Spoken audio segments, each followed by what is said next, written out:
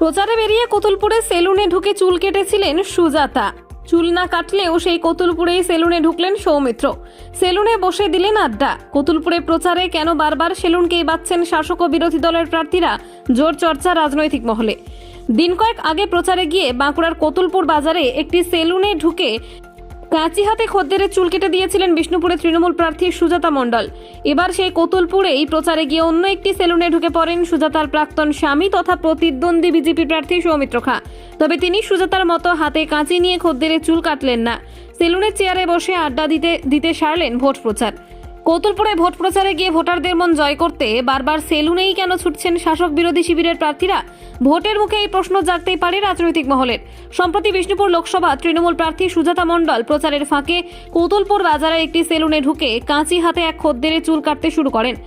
প্রার্থীর এই ভূমিকা নিয়ে বিতর্ক যেমন কম হয়নি, তেমনি সামাজিক মাধ্যমে সেই ছবি ছড়িয়ে পড়তেই তীব্র কটাক্ষের মুখে পড়তে হয়েছিল সুজাতা মণ্ডলকে। তবে এবার একা সুজাতা নয়, তার প্রতিপক্ষ বিজেপি প্রার্থী তথা প্রাক্তন স্বামী সৌমিত্র খাঁকেও প্রচারে গিয়ে দেখা গেল কতুলপুর বাজারে একটি সেলুনে ঢুকে পড়তে।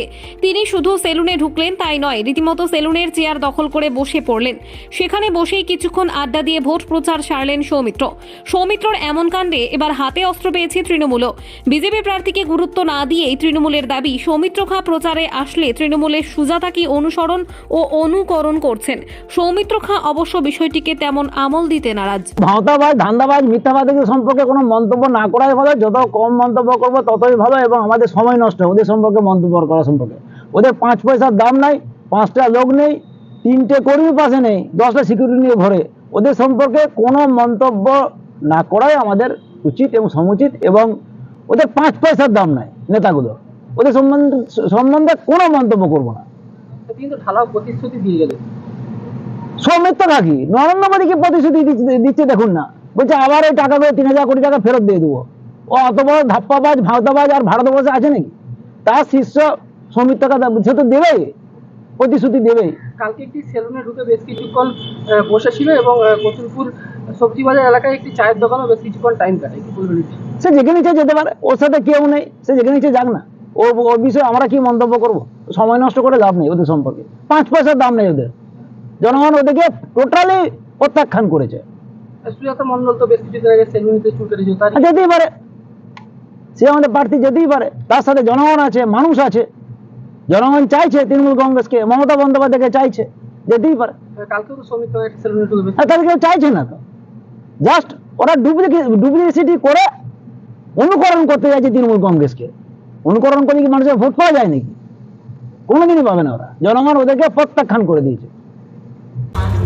একটা ক্লাবের অনুষ্ঠান ছিল, সেই ক্লাবের অনুষ্ঠানে আসা। এই কর্মসূচির মধ্য দিয়ে কি বলতে চাই? আবার কি, কতুলপুর আমার নিজের ঘর। এই কতুলপুরের মাটি আমায় বড় করেছে, আর কতুলপুরে প্রত্যেকটা কাজ আমি করেছি। তাই এখানে এই কর্মসূচির মধ্য দিয়ে কি ভোট প্রচারও সারলেন? সবটাই, এখানে ভোট চাইতে বলতে হয় না। 13 বছর ধরে এই ব্লকের সাথে যুক্ত, এখান থেকে আমি বড় হয়েছি। তো এখানে ভোট চাইতে এসেছি, এটা বলতে হয় না। আমার পুরো কনফিডেন্ট আছি এখানে মানুষ ডেভেলপমেন্টকে ভোট দেয়, কাজের নিরিখে ভোট দেয়। আমাকে এরা বাঁচিয়েছে 19 সালে, ডালাই বাঁচাবি না। এই প্রোগ্রামের সাথে সাথে দেখলাম কোথাও মানুষের সাথে জনসংযোগ করলেন এবং একটি সেলুনে ঢুকে সেখানেও বেশ কিছুক্ষণ টাইম কাটালেন, তাছাড়া চা মুড়িও খেলেন। কি বলবেন এই বিষয়ে? আমি তো বললাম একটা কথা, আজও এই কংসাবতী গেস্ট হাউসটা আমার নিজের বাড়ি বলে মনে হয়। আর কতুলপুরে কাজ করিনি এত না, আমি প্রত্যেকটা জিনিসে কাজ করেছি। এখানে 6 লেনের রাস্তা হবে, আর ট্রেনটা যখন চলবে তখন মনে হবে যেন একজন সাংসদ হিসেবে কিছু করেছি। কি বুঝছেন কতুলপুরে তো জনসংযোগ? দেখুন, আমি একটা কথা বলি, আমার এখানে প্রাণটা জুড়ে আছে। আমি নিশ্চিত করে বলতে পারি এখানে ভারতীয় জনতা পার্টির সঙ্গে মানুষ আছে।